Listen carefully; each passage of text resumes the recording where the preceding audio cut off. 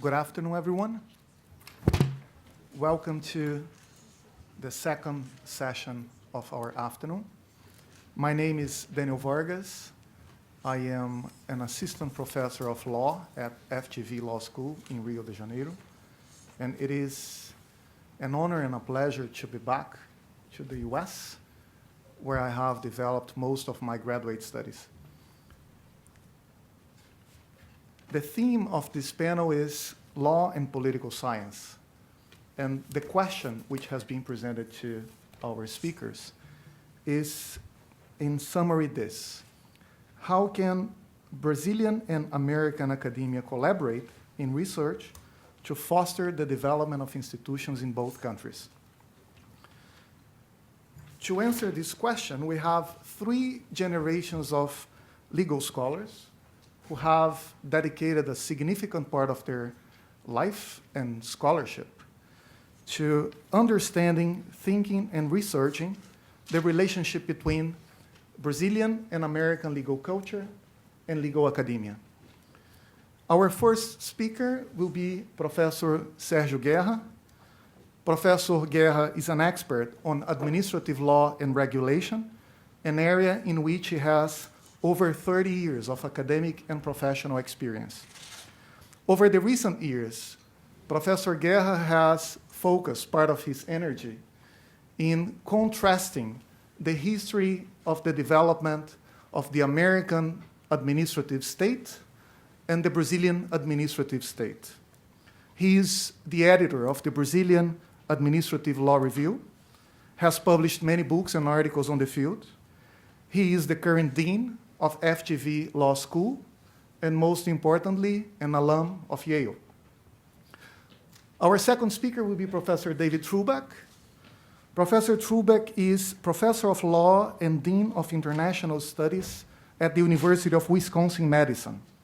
He's also a senior research fellow at Harvard Law School. He has been the legal advisor to the USAID mission to Brazil in the 70s. And since then, he has kept a very close relationship to Brazil and Brazilian studies. Professor Trubek has supported and taught many generations of young scholars who have come to the US or who have tried to develop their ideas in Brazil, and has taught at Yale and Harvard Law Schools. Some of his latest books include The Brazilian Legal Profession in the Age of Globalization, and The Law and Developmental State, the Brazilian Experience in Latin America. Our third speaker will be Professor Fabio and Silva, Assistant Professor of International Studies and Wick Cary Professor of Brazilian Studies at the University of Oklahoma. Professor Fabio holds a BA in Legal Studies at the University of São Paulo, an LLM at Brasilia University, where we were classmates. And after that, he went to finish his PhD in law at Northeastern University as a Fulbright Fellow. He holds more than 15 years of experience at policymaking and analyzing in issues of law and justice and beyond. He has served at the Ministry of Justice and at the Institute of Applied Economic Research. So I suggest that we follow a simpler structure in this panel, maybe a more traditional organizational method.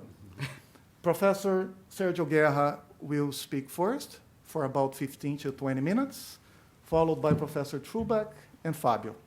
And after that, we open for Q&A of the public and also for an interaction among the panelists. So, Professor Guerra.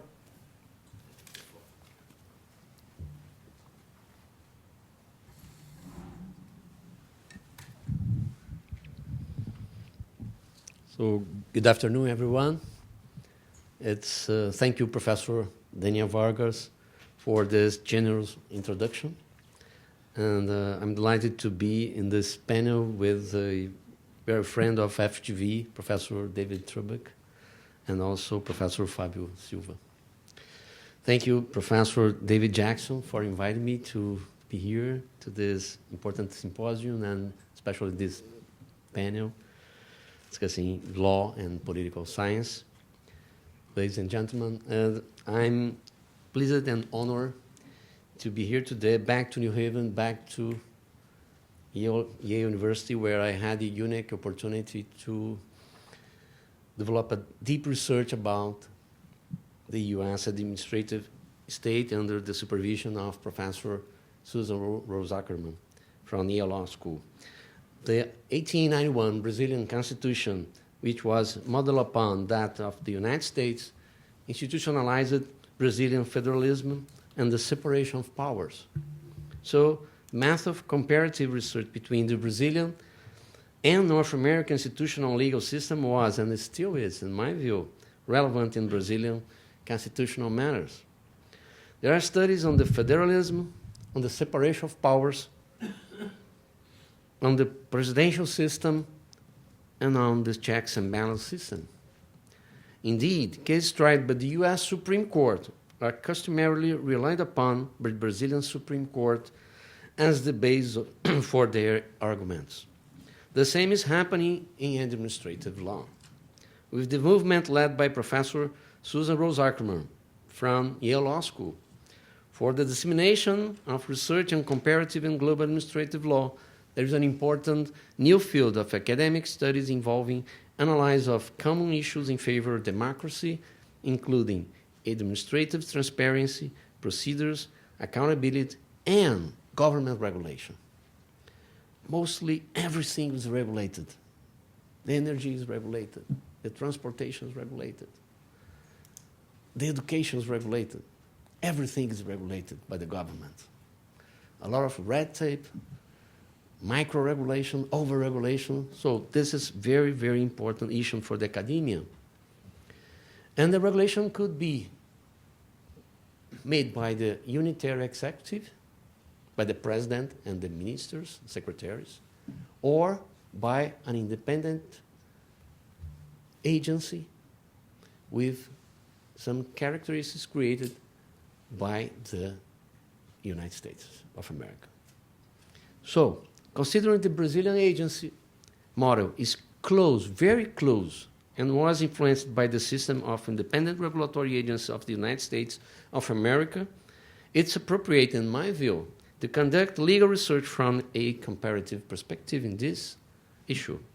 Having gone through several phases during its history, the long-lived American agency model is very rich, containing elements that could contribute to the clearing up of certain misunderstanding about the Brazilian regulatory standard.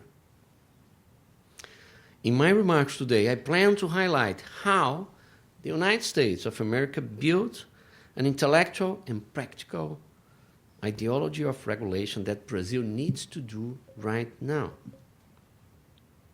Brazil is living a very tough moment, shocked by systemic corruption and fraud in the political field, and it's going to have a new president in January, promising a huge privatization program. So, like what happened in the New Deal reforms here in the United States of America, this issue is very important to the social and economic development of the country.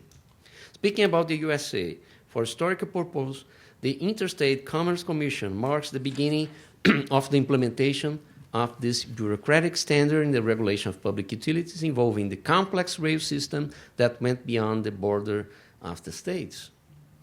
While the Interstate Commerce Commission marks the beginning of the stage, the United States of America had already had some economic regulation since the mid-19th century regarding transport by steamers. At that period, there is no agency like now, but there was the steamboat inspectors very close to the model created in 1887 with the ICC. About this, I strongly recommend the book of Professor Jerry Shaw, who we had the pleasure to have a meeting today early at Yale Law School. And the book is entitled Creating the Administrative Constitution. This terrific book is the first to look at administration and administrative law in the earliest days of the American Republic. Professor Jerry Shaw demonstrates that from the very beginning, Congress delegated vast discretion to administrative officials and armed them with extrajudicial adjudicatory rulemaking and enforcement authority. In early 20th century, the progressive movement raised the agent's model against the chaotic scenario revolving around the government at the end of the 19th century. The movement spread through the middle class located in urban areas shocked by the corruption and fraud in the political field. It happened in the United States in the 30s.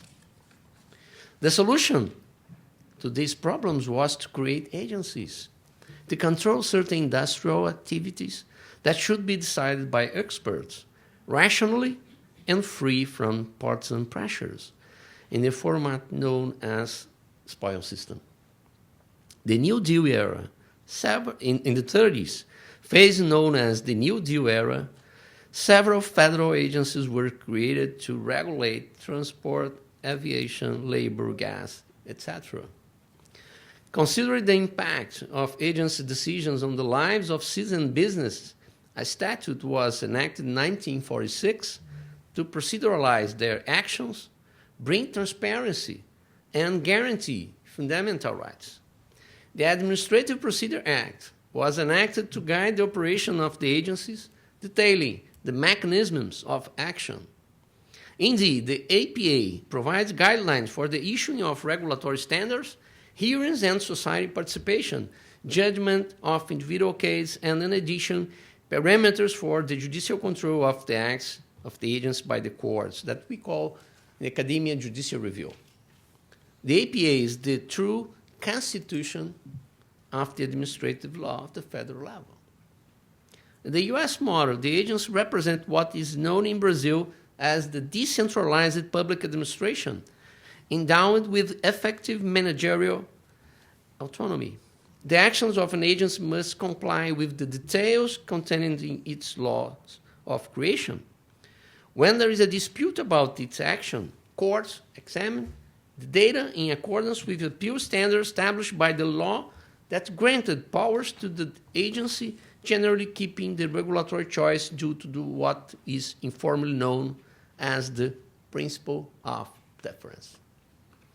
Most of the laws of creation for agencies have vague and open terms that the doctrine calls intelligible principles, allowing the agency flexibility and even discretion to create its own rules and procedures.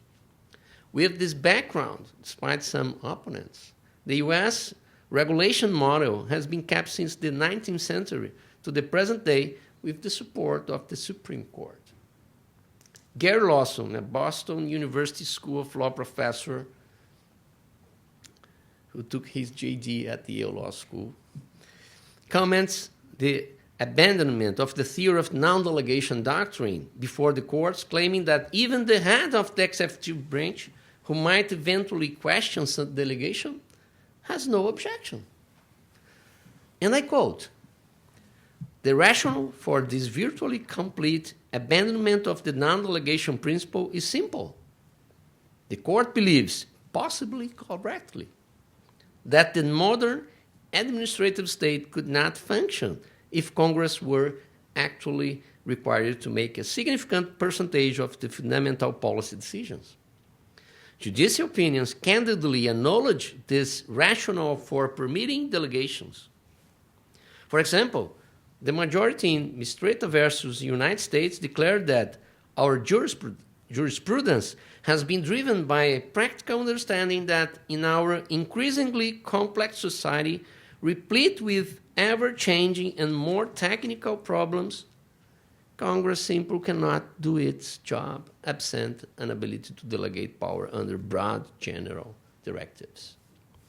When faced with a choice between the Constitution and the structure of modern governance, the court has had no difficulty making the choice.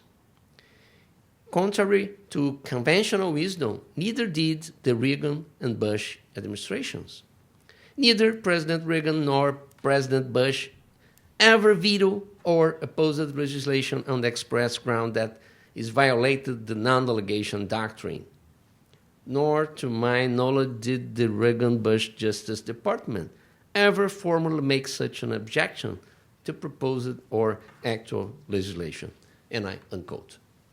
In fact, the U.S. Supreme Court validated tenure and the delegation of powers and recognized the legality in the accumulation of quasi-legislative, quasi-executive, and quasi-judicial functions. Presently, the U.S. model agents favor the occupation of position by experts, public participation, transparency in procedures, and decisions with a procedural safeguard system similar to the judicial model. Let's talk a little bit about Brazil.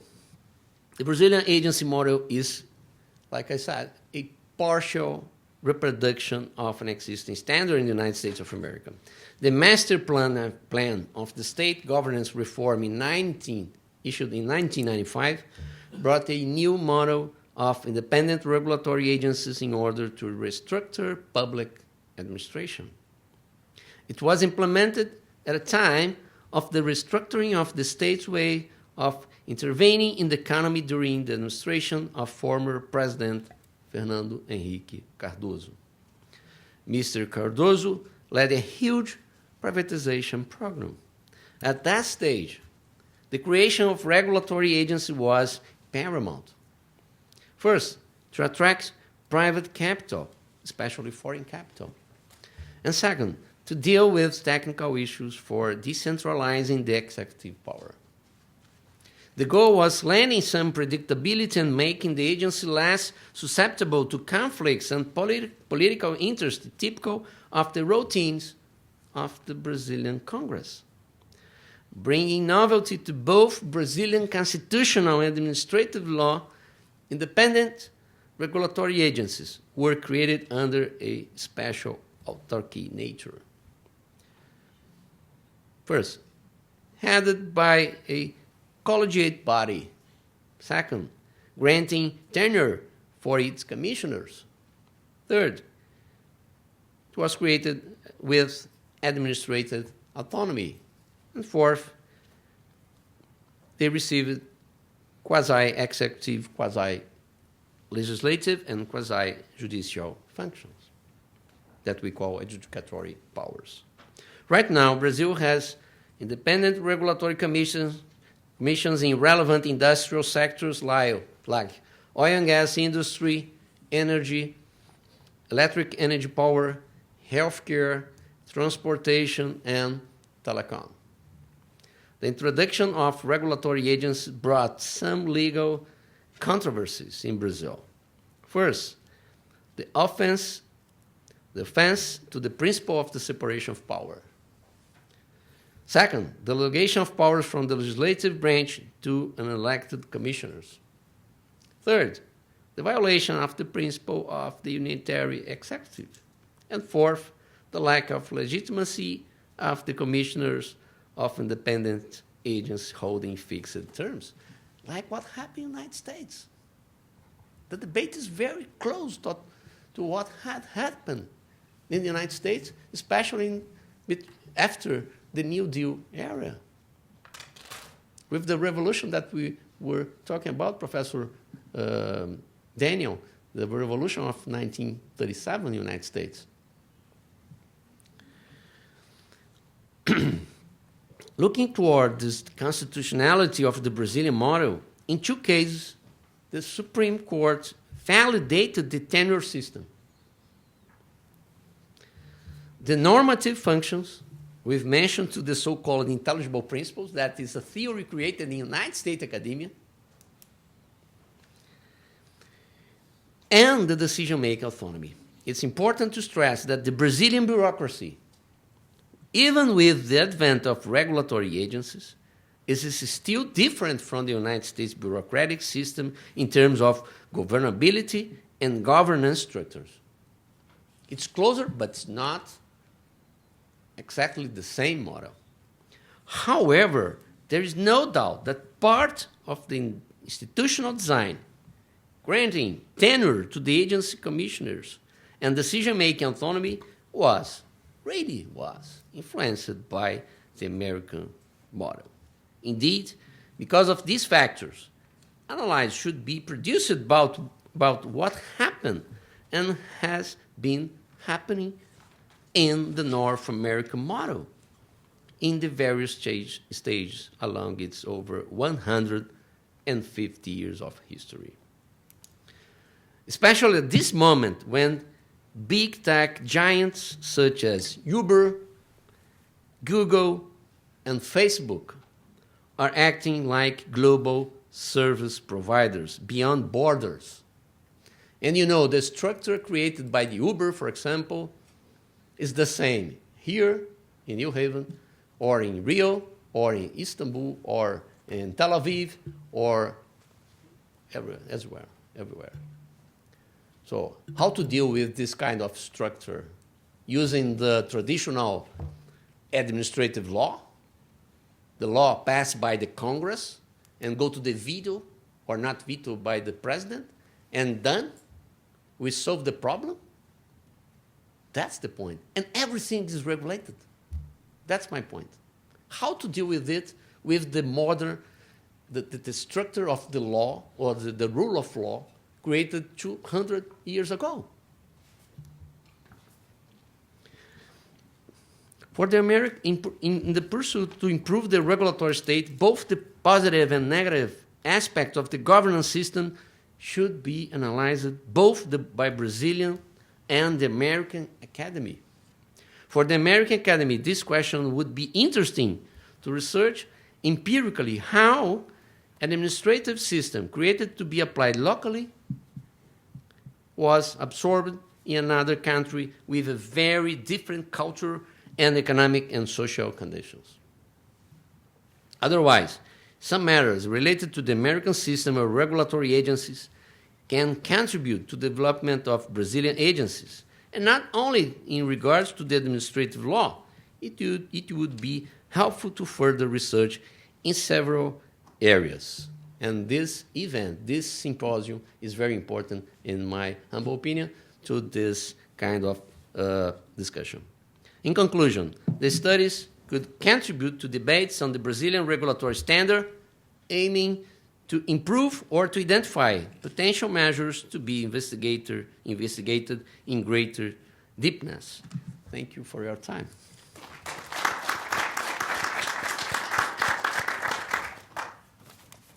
I need this as a prop. Okay, Professor so Trubek. we're going to call this Confessions of a Brazilianist. So I started to work on the studies of Brazil and Brazilian law here at Yale 53 years ago. And about the same time, I started working at FTV, where I did my first empirical research project, which was on the Brazilian capital market, and also helped to develop an innovative legal education reform project that led many years later to the new law schools, one of which Sérgio is the dean of, and the others in São Paulo. Thanks to the vision of Carlos Ivan, the FGV decided to launch law schools, which it did not have until 2000, and that changed my life because I have sort of become an informal member of both faculties, and Rio and São Paulo. Not a bad deal. They don't pay a lot, but at least I get to go to Brazil rather regularly and continue working.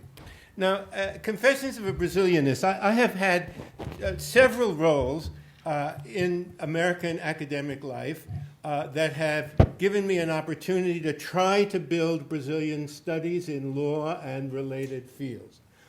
So I've been a law professor ever since 1967, and I've also had administrative roles, both here at Yale, later at the University of Wisconsin, where I was Dean of International and Area Studies and was in charge of all the area programs as well as the global programs at Wisconsin for 11 years. And then after I retired from Wisconsin, I became senior research fellow at Harvard, and I was co-director of a program on globalization, lawyers, and emerging economies, and I'll get to that in a minute.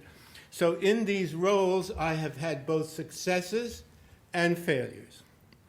And I think they speak to some of the problems and the potential of Brazil studies in my field, which is law, political economy, and economic development. So as a law professor, I failed to create a course on Brazilian law. Now, I wasn't alone, because there are, in fact, as far as I can find, not one course on Brazilian law in the entire United States. There was one at Miami, but taught by a friend of mine, Keith Rosen, who also spent time at FGV in the 60s, but he's retired and hasn't been replaced. But I did manage to create, first at Yale and then later at Wisconsin, I continued it, a course on law and development with a Brazil module. So we studied law and development not just in Brazil, and it didn't require a knowledge of Portuguese or Brazilian law. We produced information in English for the students, and that got students. Because, of course, a course in Brazilian law, if people don't speak Portuguese, what are you going to teach them? So that's part of the problem of teaching Brazilian law. But tying Brazil to some other topic like law and like development and law's role in development was successful. I also have been successful in teaching Brazilian students both in the United States, in Brazil, and in mentoring and co-authoring, including with my colleague here, an article on exactly the topic he just talked about, which is the importation of American legal institutions into Brazil as part of the privatization. So there we come full circle. Okay, so that was my successes. Now, when I was chair of the now defunct Law and Modernization program at Yale in the 60s and early 70s, we developed the idea of a course in law and development that came out of that program, and that allowed us to build Brazil material in, along with Indian material and Chinese material. Over time, of course, the content changed, but we always had Brazil in there. And I was able to bring leading people studying Brazil from other countries who knew about Brazil, and also Brazilian scholars. And I'm very proud to say that the Yale program in Law and Modernization trained Bolivar Lamagnier and Bolivar de Souza Santos. Both of them were fellows in that program and went on to become important figures in Brazil studies of various types. As a dean at Wisconsin, I failed to maintain Brazilian studies when Tom Skidmore left Madison. Now, you probably don't know, his name was mentioned this morning. Tom Skidmore was the father of all Brazilianists, and he was a wonderful guy, and he was a one-man Brazilian studies program at Wisconsin, and he brought people and built things around them. Of course, Wisconsin has, and has for long had, one of the top Portuguese departments in the country, so that was a base. But when he left as Dean of International Studies, the history department, where he was, did not want to replace him with a Brazilianist. They wanted somebody to work on Chile. And I was incapable of doing anything about that because, like almost every American university, not everyone, but almost everyone, the positions are in the departments. And if the department doesn't want a historian in Brazil, too bad.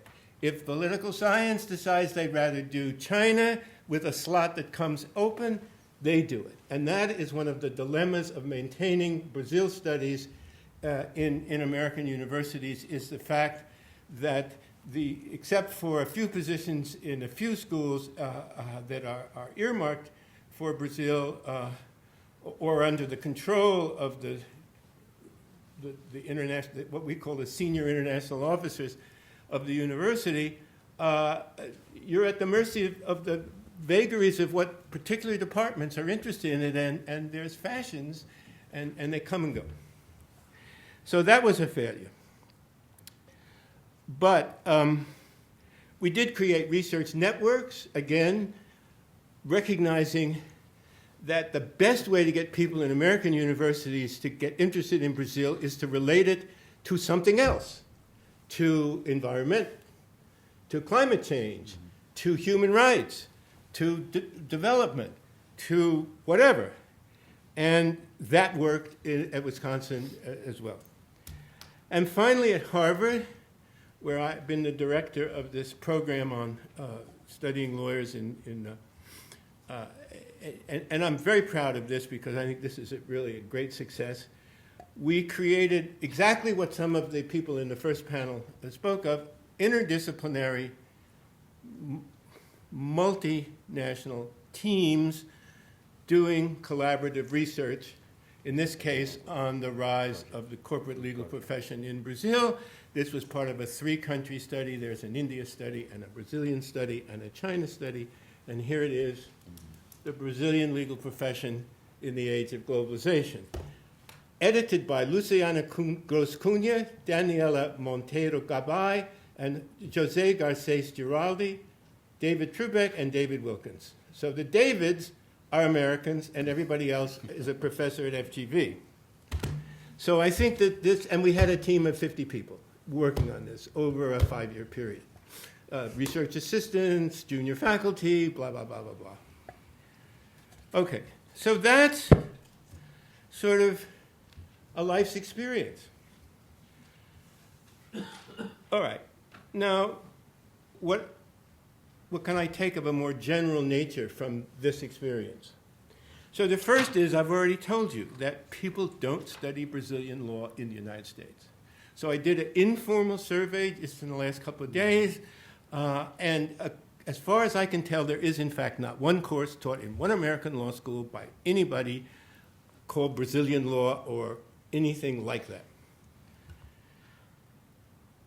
There are a few law professors like myself who read Portuguese, who follow Brazil, who are interested in Brazil, and somehow bring Brazil into their teaching, but not in a course on Brazilian law.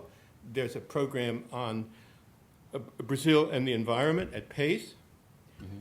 My colleague David Wilkins always uses material on Brazil in his courses on the global legal profession. Dan Brinks at Texas, who's a lawyer and a political scientist, talks about human rights in Brazil.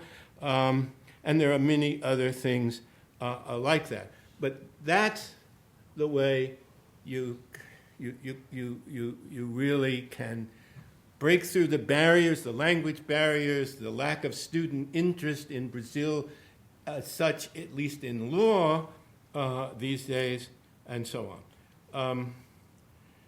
So where do we go from here? I think that's the title of the program. What does it say here?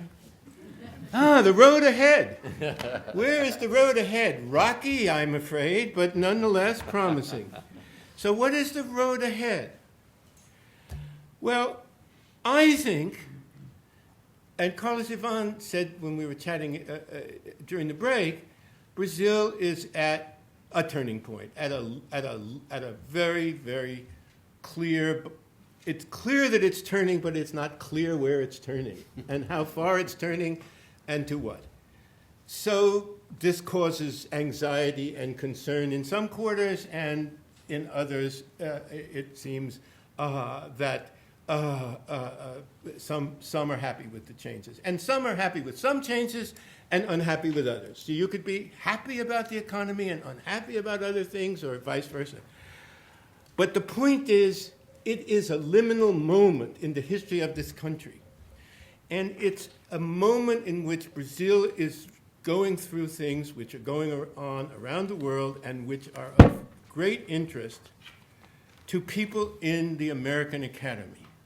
Things like the fate of democracy, the role of the judiciary, the future of human rights, the nature of environmental governance, the ability of law to protect the environment or not, to preserve the rights of minorities, and so on and so forth. These are all questions that are big questions. They're questions that in the American Academy are important.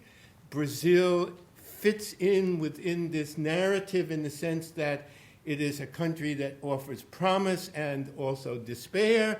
And it seems to me the time has come to launch a new version of Brazil studies in our field, which would be interdisciplinary, again, one of the lessons we've learned from our colleagues in the previous panel, would be led jointly by Brazil and U.S. institutions rather than being some sort of, U.S. Dominated institution. And we're very proud of the fact that this study was jointly negotiated between Harvard and FGV, and would focus on important issues, interdisciplinary teams, where if we could recruit American scholars who don't read or speak Portuguese, but Brazilian scholars who do read and talk English, or vice versa, we can get through the barriers. And I think that there's a tremendous opportunity to study things like, how do you preserve democratic institutions in a time of rapid change? What's the role of judiciary? How do electoral systems, we have a little bit of this issue at home, in case you haven't noticed, and we certainly would be able to discuss our own problems in these areas. We talked about law, politics, and the environment. That was already well covered in the previous session. Human rights, what about criminal justice, the rights of defendants, free speech, minority rights, and so on and so forth. These are topics on which one could develop a tremendous amount of new interest in Brazil, in the United States. And I think that we're here at a perfect time, and we've got the perfect kind of environment. I think FGV could take a lead. Carlos, listen up. Yale could play a very important role. Listen up. Because there is already interest at the Yale Law School in Brazil, although the faculty hasn't engaged as much as the students have. But after all, the students, are what it's all about anyway. And there is a program where Yale students spend time at FGV and USP in the summers, right? So there's a little, and it's just the sort of thing I have in mind, and that's a little thing you could build on. And there's lots of other places and things.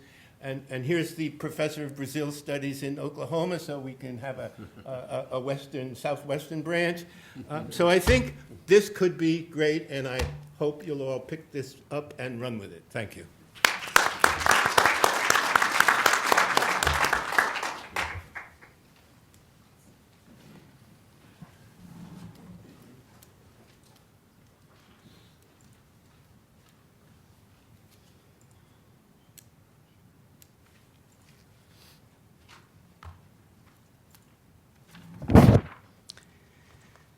Good afternoon, or should I say howdy, to do justice to the reference to the southwestern location. It's a great pleasure to be here at Yale University. I would like to thank the university, thank the ministry, and thank UNESCO for this invitation. It's an honor. David was mentioned. He used the word Brazilianist, and I tend to say that there are two senses in which the word Brazilianist can be used. One, which I think is more of a thin sense, is as a label that people use perhaps strategically once they're doing research about Brazil or communicating about Brazil. But there is a thicker sense, and that is Brazilianist as an identity. And as an identity, it has to emerge from a deep-rooted and collective experience. And in that sense, it's in that sense that I use the word Brazilianist, and it's in that sense that I'm gonna say a little bit about how I envision Brazil studies in the fields of law and political science developing toward a road ahead. So the question that has been posed to us is how the foreign view of the American Academy can contribute to, or how does it contribute to development of research on Brazilian politics and institutions in both countries. And when I look at this question, a lot of things come to my mind. So, for example, what is the foreign view of the American Academy? Is there a foreign view of the American Academy about Brazilian laws and institutions? Or are there multiple views that may or may not come together? So what is the development of research? Are we talking here about, again, and this, I guess, goes back to the issue of identity. Are we talking here about research that's being done by a PhD candidate who learns some Portuguese, goes to Brazil, interacts with some elite people and comes back and tells a story about Brazil, or is it research that's based on a more long-term collaborative kind of effort? What are politics and institutions? Are we willing to recognize more indigenous institutions when we go to Brazil to research, or are we looking to find what resembles U.S. institutions, and then when that doesn't happen, find that problematic, right? Because the U.S. Would be understood as a more advanced model of society. And I raise all these questions because of the place where I come from and where David Trubek comes from. And that is the field of law, or the area that we call law and society. Law and society was developed here in the U.S., so how does the foreign view, right, of the U.S. Academy can contribute? So law and society was a movement created here in the U.S. About 50 years ago. And it had, at least in my understanding, it has had three premises. One is the study of law in action. That is not law that's in the books, but how that law gets actually implemented, how all sorts of problems emerge when we are talking about law in people's lives, what kinds of resistances and non-compliance with the law show up when that happens. The second is interdisciplinarity. So law and society, as any other project from the 60s, emerged somehow with in the wake of some discontent with the status quo, and that involved the status quo imposed by disciplines. So lawyers were not satisfied with the way law was discussed in law schools, and sociologists were not satisfied with the way legal issues were being discussed in sociology and so on.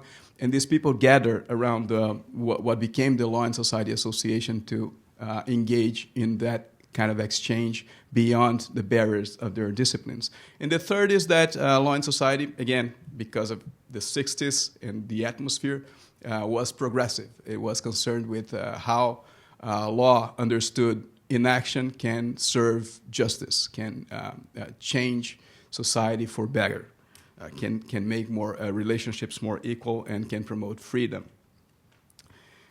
Okay, so that's how I'm going to be approaching the question. And what I'm going to be bringing here is some lessons that we learned by walking the walk of law and society studies, particularly of law and development, of which David is, I guess, the best expression here in the U.S., especially as it relates to Brazil because of all the work that he mentioned here that he did. So David is someone who comes from the same background. He's actually living it as it takes shape in the 60s. And then he has all that experience going to Brazil, trying to implement some legal development projects, that is, trying to change or collaborate with those who wanted to change Brazilian law to change the Brazilian society. And he writes, after he goes through that experience and he comes back to the U.S. in 72 and then in 76 with another great legal scholar, Mark Lander, they write a couple of papers that are very enlightening about how this project can inform, perhaps, an answer to that big question that we have. So David, essentially, he tells the story that when he went to Brazil and he and Galaner went to do legal development work, they had the vision, right? So what's the foreign vision? So they had the vision that the law was this system of general rules that are applied by general as opposed to particularistic systems of rules that could, for example, be produced by indigenous communities or other forms of social groups. So these general rules, they are applied by specialized agencies, that is, the judiciary, courts, or administrative agencies in a way that's universal and that's uniform. So that's what distinguished the rule of law from all those particularistic legal systems or normative systems, because they are not even given the quality of being legal. Law has a purpose behind it. So when laws are passed, when the court makes a decision, there's an intent to change society or to reinforce some rules in that society. So there's a purpose behind law, which makes law an instrument for a variety of possible goals. Law is also backed up by the state, which again differs the law from other normative systems.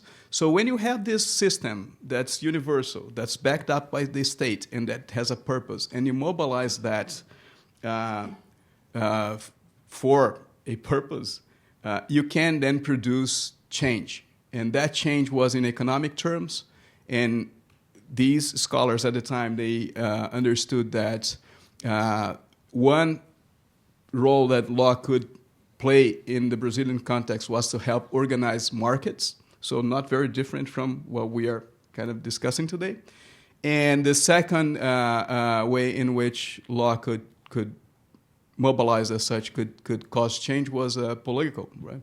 If you set up a system of private rights and you have independent courts applying that system uniformly and universally, that's going to promote civil liberties, and all good things are going to come together. So in this, and so that leads to a couple of prescriptions. That is, when they went to Brazil and when they went to do their legal development work, they understood that the task was to produce better laws, to improve the application of laws, and to cause some changes in legal culture and legal reasoning, especially through reforms in legal education.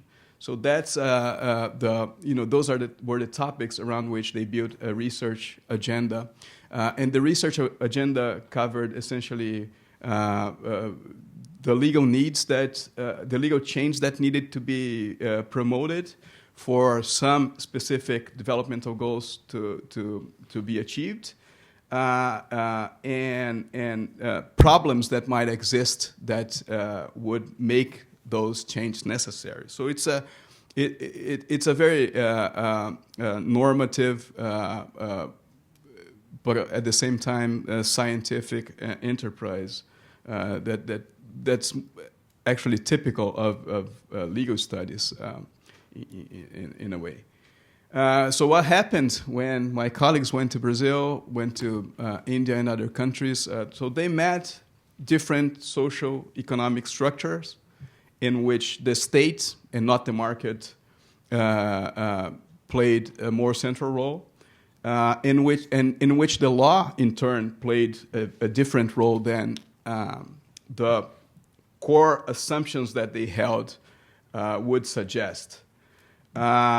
The results that they achieved were sometimes unexpected and unintended. So, for example, David tells the story about one of the legal education reform projects that he worked on, which later on generated FGV law schools. But at the time, one of the goals of the project was to make lawyers think more in terms of the purpose of the law, breaking with the formalist attitude that most Brazilian lawyers have. And so one of the things that he points out is that these lawyers who were coming out of these programs, they held now these skills. They were able to think more purposely in terms of the law, but that actually made them not oppose the state, but collaborate with the state, which then was becoming more and more authoritarian. That's the 60s in Brazil, 60s. And so, all these expectations that they had that their reforms would cause political change and make Brazil more of a liberal-oriented country were being frustrated. And in that sense, the legal development project helped legitimize authoritarianism at the same time, they were losing faith in U.S. liberal legalism. This is the post-Vietnam era in the United States, and they were becoming doubtful about how desirable those U.S. models and the policy motives behind their dissemination were. So, I'm telling this story very briefly. I can refer to the two pieces that I'm citing here, and I think everybody should read them, no matter what your area is, because it raises some issues that I think are really cross-cutting to any sort of university collaboration between the U.S. and Brazil. But so how does the foreign view of the American academy contribute? To answer to that, I think we have to learn from that experience and to create an infrastructure that will help us overcome, all the problems that they faced. So my point here is that in light of all those points that they raise in the papers and that the history of this field tells us, is that we can't. And this is, so the question is, how does the vision, I'm saying that there's a way in which it doesn't contribute to development, right? And it doesn't contribute if it's not marked by an open commitment to freedom, equality, and democracy. It doesn't contribute if it's not marked by awareness of the structural contradictions and conflicts that constitute Brazil and where our research fits amid those. And it doesn't contribute if it's not based on horizontal and solidary relationships with the Brazilians. There's a lot of obstacles for this to happen. In the US, it takes time, it takes energy, it takes resources. It's no wonder that we don't find many Brazil study centers around, and those who exist were built recently based on some source of funds that came up with Brazil's rise. But we can't take for granted that this is going to continue. There are no tangible rewards. Beth was mentioning that if we do a collaborative work that helps our tenure, that's the case probably for biological sciences. For social science, that's not the case. Whatever paper I publish with a Brazilian colleague is not going to count, or is going to count very little to my tenure evaluation. And all the work that I whatever work I put into building that kind of infrastructure it's not going to count either. I mean, my contract's 45, 10. So 10% is my expectation of service, and you can tell how much service it takes to build that kind of infrastructure that will allow for this to happen. But there are also obstacles in Brazil that I would like to point out to, and this goes back to some of the conversation that was happening here around the environment. The context in this change that's happening in Brazil is the signals are that funds are going to be cut, that universities are going to be privatized, that some programs that were helping make the Brazilian universities more inclusive and more diverse, which is extremely important for us to be in touch with the complexity of the Brazilian society. I mean, if we're just talking to the Brazilian elites, that's not going to help us, build programs that are significant. So Brazilian universities were becoming more and more reflective of the Brazilian complexity, and I'm afraid that this is going to go away with the current trends. And lastly, the trends of anti-intellectualism in the attacks on academic freedom, as we see, for example, in the so-called Escola Sem Partido, and all the controversies around ENEM and the Brazilian admission exam, and the fact that ENEM asked the question involving, gender identity that was seen as part of gender ideology that now needs to be curbed. You all know what I'm talking about, and I think it's important that we talk about these issues here. But we keep on going.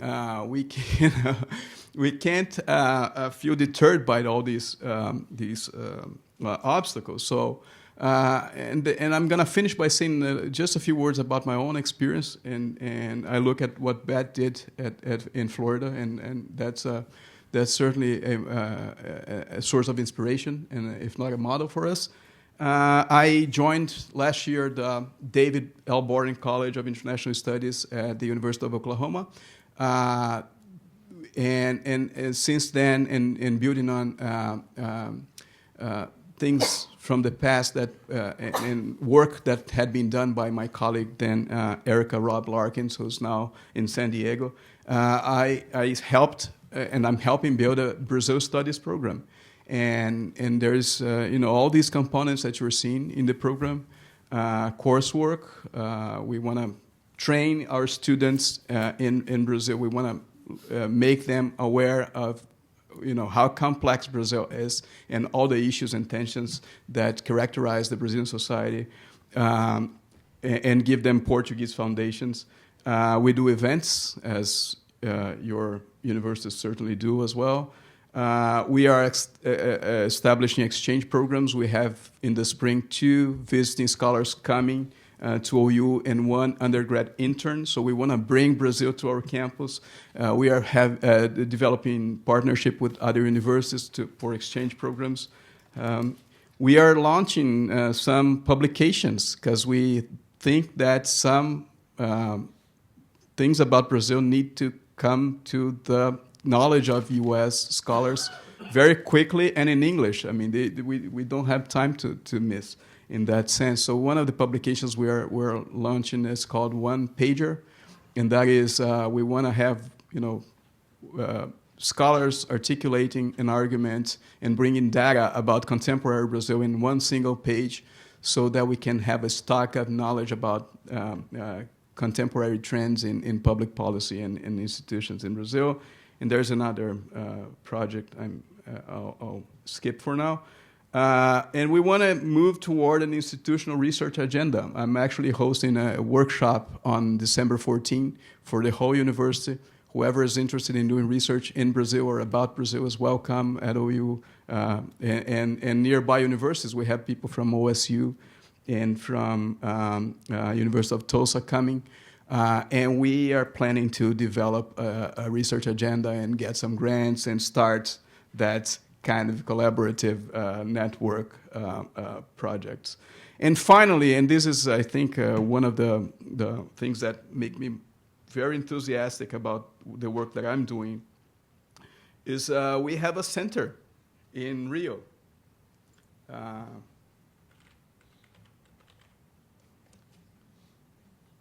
We have a study center, a physical place where we bring our students to. We have a faculty in residence every year at OU Rio.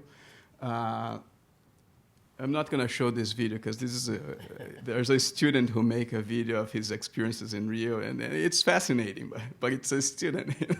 It's very, it's very social cultural. But so we have faculty in residence, faculty who spend an entire year in Brazil, and we hope that they will develop their roots in the country and make the connections that will allow them to do rigorous research, but also contextualized research. And we have semester-long, but also short-term programs. Those are also open to partnerships. So one thing I'm trying to do with some universities is to co-teach courses. So you send your faculty, I send my faculty. You bring your students, I bring my students. There are no issues with tuition and transcript. We teach a course together in Rio for this bigger group of students, so that they can also interact with each other for 7 or 15 days. And the only thing that you pay for that is a fee for the center, because they take care of all the logistics, housing, physical space, etc. And that's a good, I guess, resource for us to discuss collaboration with FGV Rio as well. So sorry, I don't know how much time I spoke for. Hope I didn't go well beyond the expectations, but this is a real honor, and I'm thankful for the invitation and for the opportunity.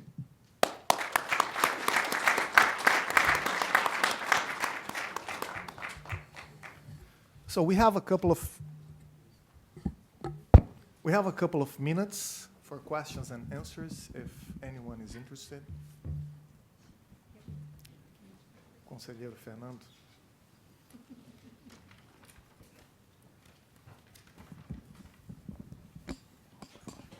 Thank you. Is that working? No.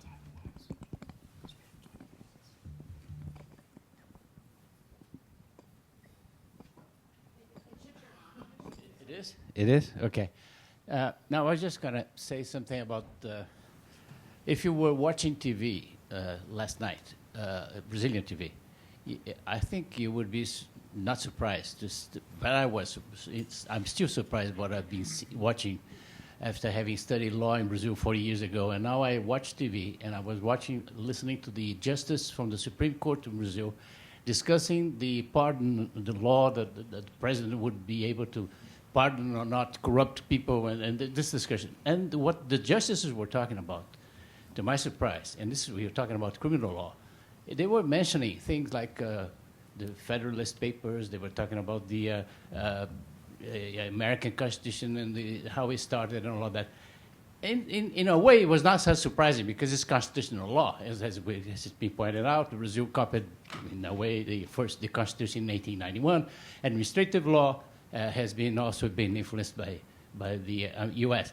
But criminal law, when I went to law school, we used to read Italian authors, Carnelucci and others, because this is procedural law, and it's coming. So my point is, when I was listening to this, and when I listened to you all here now, I was thinking, whenever there's a need, that's when the transplants come, and when the inspiration from other countries comes for our law in Brazil, in any country.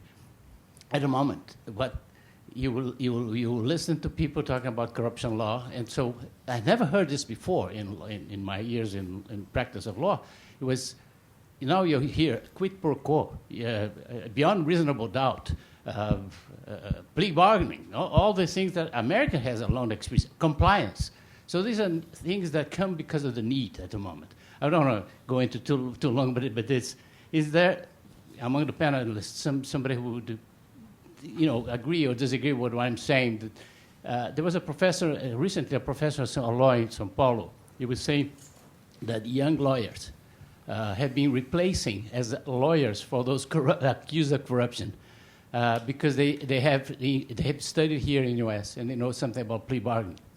And the old lawyers that were representing them, the corrupt, those charged with corruption before, were using delaying tactics to postpone until we got to the statute of limitations. And then they realized, the clients realized, no, we want the young lawyers because they're using something much more practical. I don't want to go too much on that, but I just wonder if you agree with some of these thoughts that come up to my mind as I listen to the different fields of law and the need and the demand for inspiration in other countries, particularly in the U.S. Anyone interested in addressing that question? Do you want to get a couple of them, and then maybe we can All react? fine. If no one answers, That's I will. going to optimize. I'll have my... Very short question. I don't know when you mention about administrative law, if this is include intellectual property. But this is really important for us in the biomedical conversation, the interaction with the American and Brazilian institution. So you want to know if there is intellectual property? This I know that there is, but what to do to improve, in our country, But as a scientist, when I applied for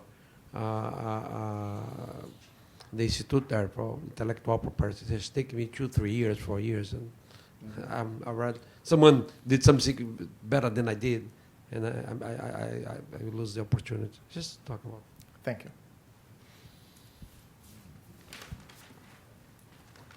Third question? Just a quick question to add to everything that's been said, especially to Fabio. What kind of responsibility do you think, because you lay a whole bunch of blame on the previous generation of scholars trying to implement this kind of program. So I'm asking what kind of responsibility or in the process that you as a Brazilian scholar wants to take in this whole scenario that you exposed, because I think the root of what we call moot complex is actually not taking responsibility for anything and blaming all, putting all the blame on the other. So that's my question. I'm going to answer that one. Should we answer those then? Yes. I'm going to take up the last question. I know it was addressed to him, but it's really about me. It is. It is. Because what he's saying is that when this was in the 60s, there was a whole thing called Law and Development, which was an American movement supported largely by the Ford Foundation, but also by the United States government. And there were very simple ideas of what would work, what was needed. The Americans came with their ideas. I was one of them. We had a kind of romantic vision of our own system, thought it was much better and worked better than it actually did. And we thought that if we reformed one part of Brazilian law, then it would naturally reform other parts. So we thought that if you strengthened the effectiveness of law, that it would naturally also strengthen the liberal nature of law, and it would bring about political freedom and political liberty and civil rights and all these things. We really believed this. And we, the Brazilians looked at us, and I'm sure they said, oh, these guys. But they were willing to take pieces of this project, and they knew that the more idealistic parts probably wouldn't work, but they were happy to make the reforms that needed to be made in their view and in ours too. So what I think Fabio is trying to say, I don't want to put words in his mouth, but since they were words about me, I feel a right to, is that you have to approach this from the American point of view with a much more open mind, with a much greater understanding of the complexity of systems and how legal rules and procedures are embedded in a complicated local environment, that you can't just automatically transplant one piece of some foreign law and then that will work and it won't have any ramifications elsewhere within the system, and that your assumptions about how law works in your own country may be both wrong about your own country, but certainly not really terribly important for another country, but you still can help. So that's the thing. How do you get past the sense of, oh my God, I'm just an imperialist pig? And the answer is you can get past it, but that would take longer. If you want to have a drink, I'll tell you all about it. Just if I can just add to that, and I don't blame David and Galander. I actually admire them for being able to articulate that experience and all that they took out of it in that critical sense. That's the biggest contribution that they leave to my generation, not to engage in the same mistakes. And as a scholar from Brazil, hopefully based here, if tenure is given to me. So the way I think about it and how to avoid those traps is to precisely invest in creating that infrastructure that will allow my students and my colleagues who are interested in Brazil to have that deeper engagement and to have that to develop that sense of the complexity and to be able to look at Brazil and understand it, but also to be vigilant about their biases and premises. Dear Professor Trubek, I don't think that it was your fault or any of the Americans that came to FGV 50 years ago, that it was their fault. It was actually the fault of Brazilians. we have this very bad habit of getting someone else's idea developed for a different environment and adopting it. Let me give you a very simple but very important example. Rui Barbosa, self-entitled, the eagle from Hague, introduced in Brazil American federalism. Federalism that was created for a country where the nation created the state, on a country where the state was creating the nation. It didn't work. We still have problems. More recently, we had this social function of the contract, copied from the Germans. But in Germany, they have this social market economy, which actually functions a little bit different than our system. So we have this tendency, even of copying Carneluti and Lieberman and all the others, other Italians, or the Mussolini Code, we have this tendency of copying someone else's ideas, not checking if the underlying hypotheses that are valid are the same or not. This is not the foreign's fault, the foreigner's fault. It is our fault. Well, it's both, because the ethics of being a sort of legal exporter, if I can use that, have to include worrying about that tendency and being sure that you don't contribute to it. That's all I'm saying. So you're absolutely right, and that is a big story about the history of Brazilian law that we don't have time to go into. I guess we're trying to figure out what are the ethics of this relationship. And the ethics of this relationship include really understanding where the Brazilians are coming from in a context of equality. And if one of the things that the Brazilians are doing is taking your advice too soon, too easily, too superficially because of these tendencies, it's part of your responsibility to say, wait a minute, guys, are we going too fast here? So, this is kind of a practice issue. This is kind of the ethics of a particular, very narrow, very small professional practice. And I think we have to be sensitive on both sides. So, yes, of course, you're right. Just to respond this question about the intellectual property, and we are talking about everything, insurance, for example, or environment, is the same. We are talking about efficiency and the governance, the bureaucracy of Brazil. The problem there is that we are in the middle of the way. We are not in the pure unitary executive model, and we are not in the pure administrative state model. That's the point. So we need to decide in Brazil what route we are going to take. That's a problem. And a complementary comment about what Professor Carlos Ivan said about the model, the foreign models adopted in Brazil.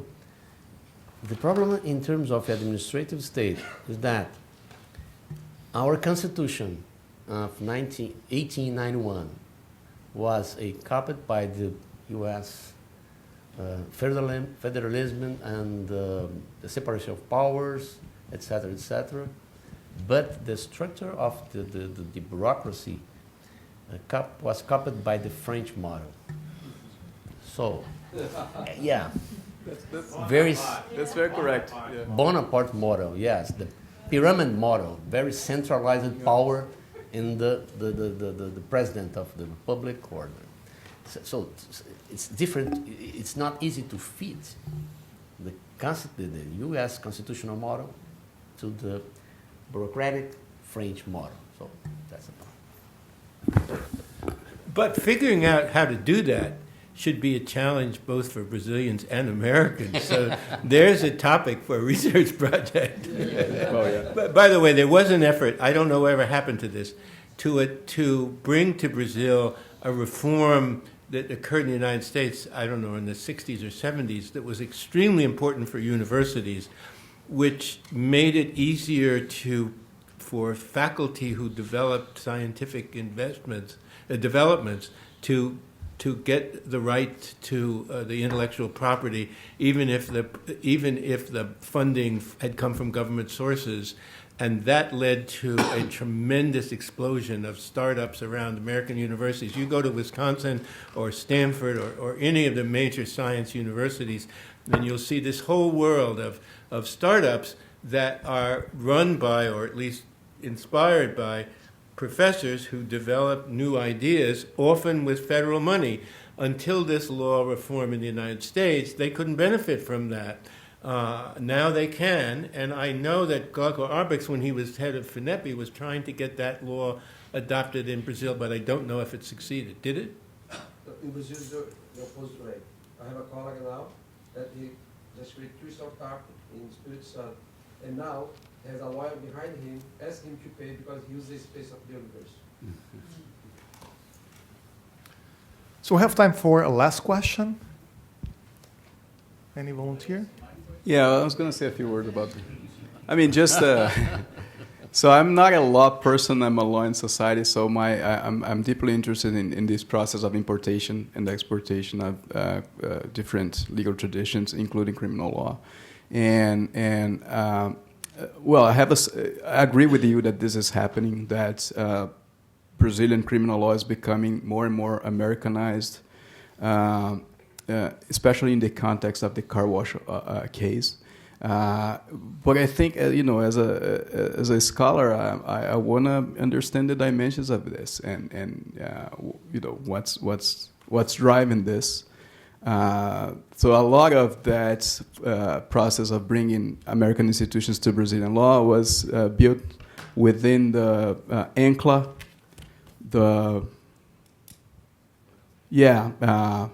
so this was how can I explain this? It was a group, formally defined group of people that was a panel that was hosted by the Brazilian Ministry of Justice with different experts to modernize criminal law, especially with regards to money laundering. And then a lot of people who were participants of that panel had U.S. degrees or had come to the U.S. to do their LLMs and all these things. So that I'm interested in understanding the channels that drive this process. Also the UN, OAS, and OECD. Perfect. Yeah. Yeah. But also the aspects in which things get lost in translation. So, for example, Judge Moro, when he convicted Lula, he cited 2 decisions by U.S. federal appeals court to say that in corruption, there's no need to have the quid pro quo relationship. What's interesting is that the U.S. Supreme Court defines corruption as being a quid pro quo in the McDonald case. So I mean, he's citing U.S. jurisprudence when in fact the law of the land goes in a different direction, of which we can be critical, but I mean, facts are facts, right? So